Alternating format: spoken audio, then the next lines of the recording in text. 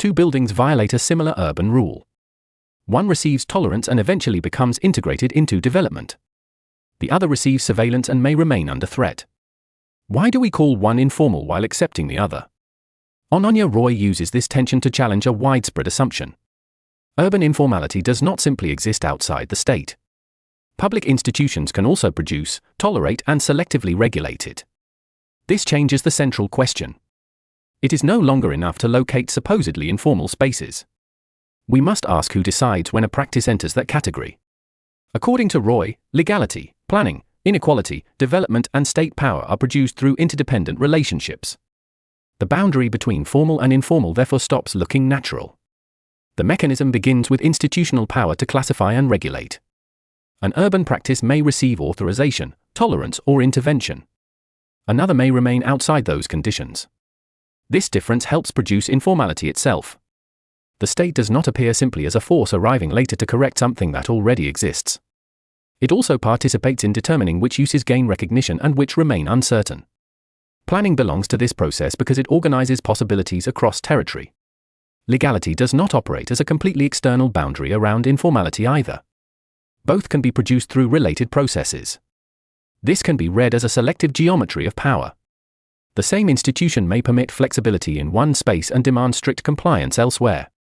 That selection produces urban consequences. Imagine a first case.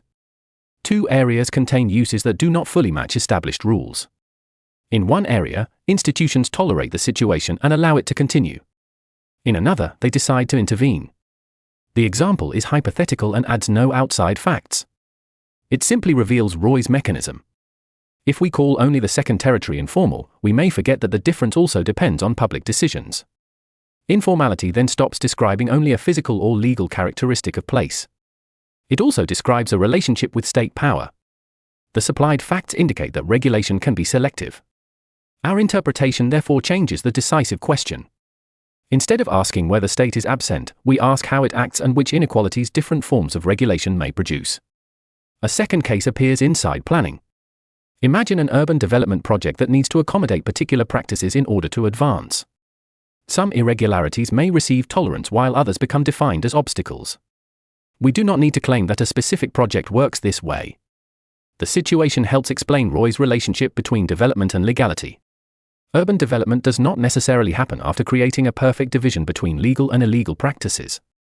It can advance through decisions that manage this boundary. This can be read as a way of producing cities through exceptions and selections. State power does not consist only of imposing one uniform rule. It can also operate by deciding when to apply a rule, how to interpret it, and upon whom. That capacity makes informality deeply political. The third case places poverty at the center. A settlement or activity associated with poor residents may become defined mainly through its informal status. That label appears to describe an objective condition. Roy forces us to ask how that condition was produced and who has authority to name it. The supplied material connects her studies of poverty with planning, inequality, and cities of the global south. Here we should separate fact from interpretation. The stated fact is that public institutions can create, tolerate, and selectively regulate informality. Our interpretation is that a legal label can hide differences in power. If some irregularities receive tolerance while others receive intervention, legality does not affect everyone equally. Urban poverty then becomes connected with decisions about regulation, development, and recognition. There is a strong counterargument. Cities need rules, and institutions must distinguish between permitted activities and practices that violate regulations. From this perspective, describing the state as producing informality may seem excessive. An authority could simply be applying existing law. This objection deserves a fair presentation. Roy's approach does not require us to claim that every regulatory decision is arbitrary. Her argument directs attention toward institutional selection. Some practices may be tolerated, others regulated, and others turned into problems. Studying written rules alone is therefore insufficient. We must also observe how those rules operate in concrete situations. The distinction matters because urban power also lies in managing exceptions. A rule can appear universal while its application produces very different geographies across the same city. This perspective also transforms how cities of the global south are studied.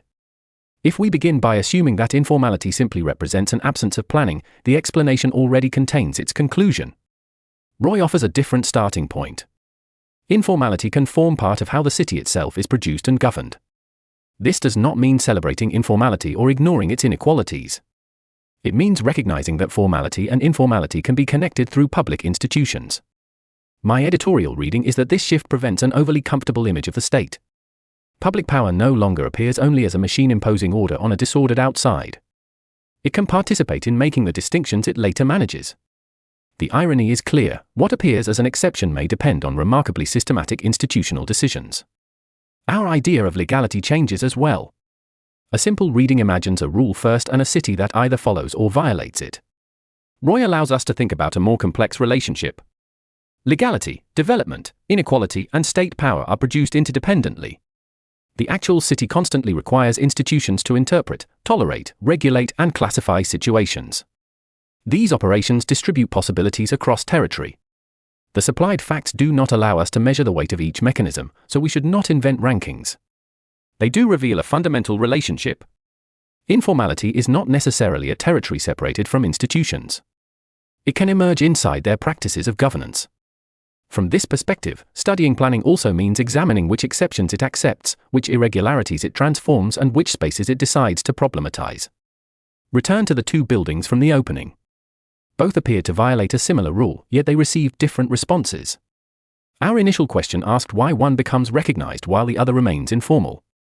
After Roy, we cannot answer by looking only at buildings. We must examine institutions, regulation, legality, and relations of power.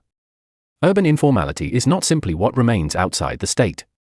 It can be a condition that the state itself creates, tolerates, or selectively manages. The opening question therefore gains a different meaning. The issue is not only discovering which part of the city is informal.